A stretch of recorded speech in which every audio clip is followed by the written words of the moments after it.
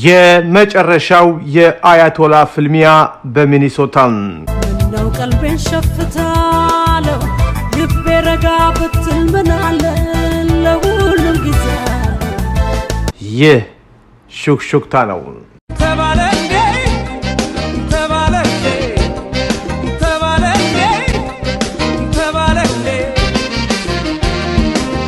በቲም ለማ የሚመራው መንግስታዊው የኦሮሚያ ብሮድካስቲንግ ኔትወርክ ኦቢኤን ዋና ዳይሬክተር አቶ ዝናቡ አስራት በዚህ ሳምንት መጀመሪያ ወደ አገረ አሜሪካ ሚኒሶታ ግዛት መግባት አያቶላን በእጅጉ አስደንግጦታል። አያ ዝናቡ ሚኒሶታ ሲገቡ የኢትዮጵያ ቆንስላ ጀነራል ያደረጉላቸው ልዩ አቀባበል ደግሞ የአጅሬን የደም ግፊት ከፍ ማድረጉ ተሰምቷል። የኦሮሚያ ብሮድካስቲንግ ኔትወርክ ኦቢኤን ዓለም አቀፍ ቢሮውን በሚኒሶታ ግዛት መክፈቱን ሲሰማ ደግሞ ምን ሊሆን እንደሚችል ለመገመት አይከብድም። የአቶ ዝናቡ አስራት የአሜሪካ ጉዞ ኦቢኤን ዓለም አቀፍ ቢሮን ለመክፈት እንደሆነ ከውስጥ ያሉ ታማኝ ምንጮች ሹክ ብለውናል። እንደውም ይህን ሹክ ያላችሁ ባለንበት ወቅት ምርቃቱ ይፋ ሊደረግ ነው። ምናልባትም የኦቢኤን ምርቃት ላይ ለጠላት ደስ አይበለው ብሎ አያቶላ የሆዱን በሆዱ ይዞ መድረኩ ላይ እንኳን ደስ ያላችሁ መልእክት ሊያስተላልፍ እንደሚችልም ይጠበቃል። ኦቢኤን ዓለም አቀፍ ቢሮውን በሚኒሶታ ለመክፈት ያስቻለው ገፊ ምክንያት ምን ይሆን? ጨፌ ኦሮሚያ ከሁለተኛው መንግስት ጋር የጀመረውን ቀዝቃዛ ጦርነት ወደዚያ አሸጋግሮት ይሆን? ይህ ከሆነ ለፍልሚያው የተመረጠው ሜዳ በደንብ የተጠናበት ይመስላል።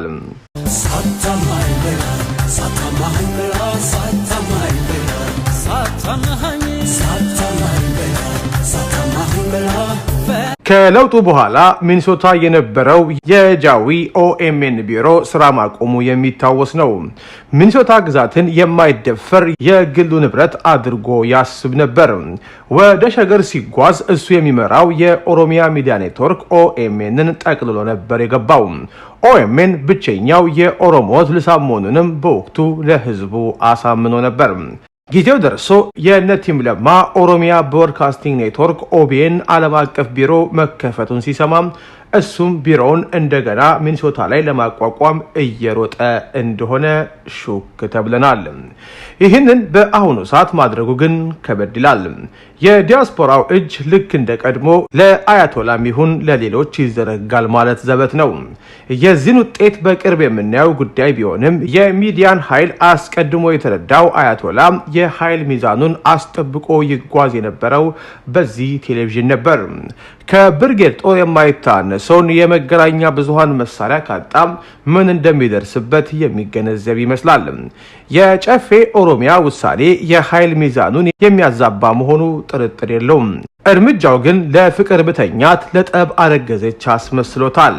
በይፋ ያልታወቀ ነገር ግን ውስጡን ያበጠ ነገር አለ። አይ መከራዬ ለሀገር ደህንነት ብለን ዝም ብንል ሲል ከሰሞኑ በገጹ ላይ የወረወራት መልእክት የምትነግረ ሚስጥር ከዚህ የተለየ አይደለም። ያካሄድ የነበረው የጸረ ሸዋ ፖለቲካ ጋብ ያለው ከአርሲ ድረስ መጥተው ሸገር በዘለቀ የቄሮ አባላት ማስጠንቀቂያ እንደነበር ስንቶቻችሁ ሰምታችሁ ይሆን? ከወደ ምዕራብ ኦሮሚያ እንኳን ወዳጁ ጃልማሮ ሳይቀር ቃልና ቃል ራሱ ሲጋጭበት አፋውቶ አንተ ምን አገባህ እያለው ነው። ከመሃል የሸዋ ቄሮ ሲተፋው ጃልማሮ ደግሞ ከምዕራብ ሲገፋው ቲም ለማ ሲፋታው ወደ ባጣ ቆዩዋ ሚኒሶታ ብቅ ማለቱ ግድ ይለዋል።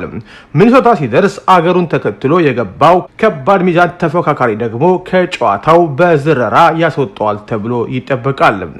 የመጨረሻውን ፍልሚያ በሚኒሶታ ለማድረግ ሲዘጋጅ እንደ ቀድሞ ትጥቅና ስንቅ ያለመያዙ ነው ነገሩን ያከበደበት። የኦሮሞ ሚዲያ ኔትወርክን እንደ ግል ንብረቱ ሲያሾረው ብዙ ማኖ ነክቷል። ወቅት የማይቀይራቸውንና ትምህርት የማይለውጣቸውን ምሁር ተብዬዎች ቀንና ሌሊት እያቀረበ እጅ እያለ እንደተሰለቸ ተመልካቹ ራሱ ይመሰክራል። ብቸኞቹ የኦኤምኤን ተንታኞች እነ ዶክተር እየዬ አሁንም 19ኛው ምዕተ ዓመት ላይ ናቸው። የሚዲያ ዘመቻቸው ግን የነገን መልካም ራዕይ መተለም ላይ ሳይሆን ትላንትን ማኘክ ማላዘንና ማልቀስ ብቻ ነው። ህዝብን ከህዝብ የሚያጫርስ መርዘኛ ንግግር እየተፉም እንዲያው በዝምታ ይታለፉ ነበር። ሲዳማን በረሃቸው ምናብ ቀርጸው ሳተላይት ክልል የማድረጉ እቅድ ከከሸፈ በኋላ የፖለቲካ አቅማቸው ምን ድረስ ሊጓዝ እንደሚችል ሳይገነዘቡ የቀሩ አይመስልም። ጭብጨባ አናታቸው ላይ ወጥቶ መብትን ከግዴታ መለየት እንኳን አልቻሉም ነበር። ይህን ነበር ስሄድ የሰጋሁት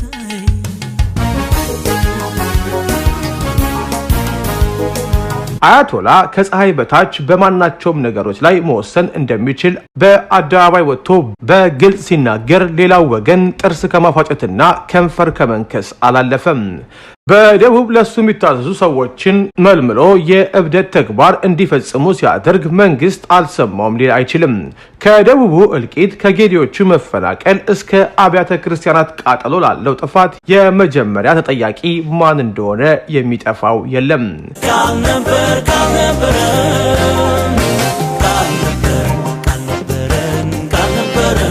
ሚዲያውን የማምከን ዓላማው ሁለተኛውን መንግስት ቀስ በቀስ እየቆረጡ እርቃኑን ለማስቀረት መሆኑ የአደባባይ ሚስጥር ሆኗል።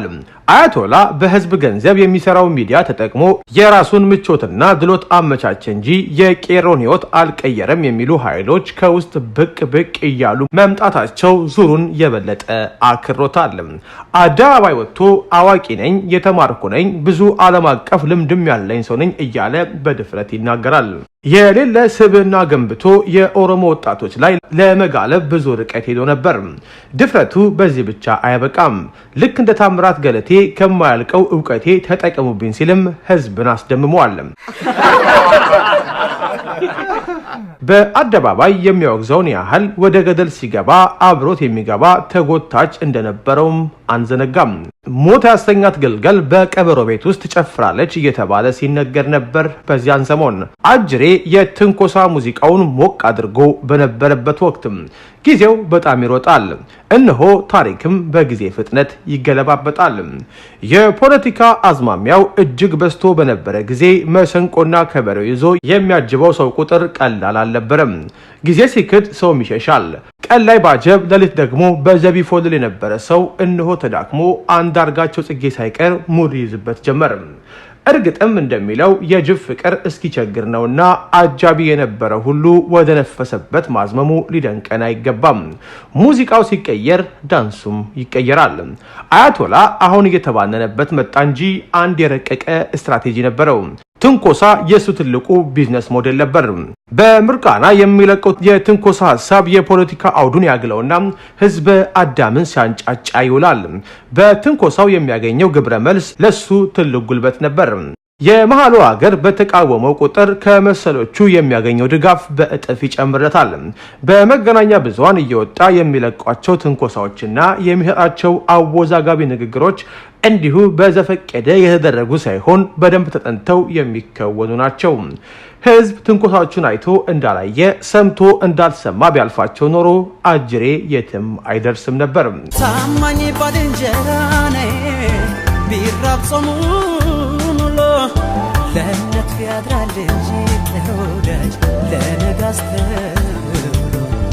በምርቃና የሚነዳ ፖለቲካ መጨረሻው ግን ያው አያምርም። በምርቃና ኃይል የሚፈበረክ ፍኖተ ካርታ በኢትዮጵያ ፍርስራሽ ላይ ለመንገስ የታለመ ቅዠት ከመሆን ያለፈ ትርጉም አይሰጥም። ቀን ካልቃሙ ሌሊት አይቅሙ እንዲሉ የበርጫው ምንጭ ሲደርቅ ሁሉም ነገር ይቆማል።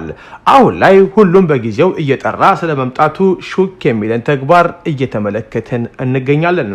ሽልም ከሆነ ይገፋል፣ ድንችም ከሆነ ይጠፋል ይባል የለም። ቀድሞ በሰራው ስራ ህዝብ የሰጠውን ክብር ይዞ እንደመቆየት እሱ ግን መሪና አዛዥ ሊሆን አማረው። በድፍረት ፈጠርኩት ያለው ካልኩሌተርም ቢሆን የፖለቲካው አየር ጠባይ ሲቀየር ሊያስከትልበት የሚችለውን አደጋ ግምት ውስጥ አላስገባም። የምህንድስና ውጤት የሆነው የሁለተኛ መንግስት ቀመር ብዙም ሳይዘልቅ እንሆ ቀጥ ብሏል። አደባባይ ወጥቶ በህግም ሆነ በጉልበት ሲዳማን ክልል እናደርጋለን ሲል ህዝቡ ቲም ለማ እንደ ግንቦት ሰባት ከሰመ እንዴ ሲል ጠይቆ ነበር። ያ የተረጨ የክፋት ዘር ወቅ ጠብቆ ፍሬውን አሳየን። እነሆ ሲዳማ ከብዙ እልቂትና መፈናቀል በኋላ በወታደራዊ እዝ ስር ወደቀች። መፍትሄው እየዞሩ ጉድጓድ ከመድፈን ይልቅ የሚቆፍረውንም ማስቆም ነበር። ጥፋት ጠፍቷል። የፈሰሰ ውሃ አይታፈስም። አሁን ግን ልጓም የተበጀ ይመስላል። ሰዎቹ አድብተው ሲጠብቁ ቆይተው እነሆ በድምፅ አልባ መሳሪያ ድባቅ እየመቱት ይመስላል። ለማልማት ሳይሆን ለማጥፋት የሚተማመንበትን ሚዲያ ከእጁ ካስወጡ ህዝቡም እፎይ ይመስላል። ነገር ግን አሁንም በኦዴፓ ውስጥ ያለው ኃይል ካልጠራም ለቲም ለማ አስቸጋሪ ይሆንበታል ሲል አንዱ ሹክ ብሎናል። ይህ ሹክሹክታ ነው።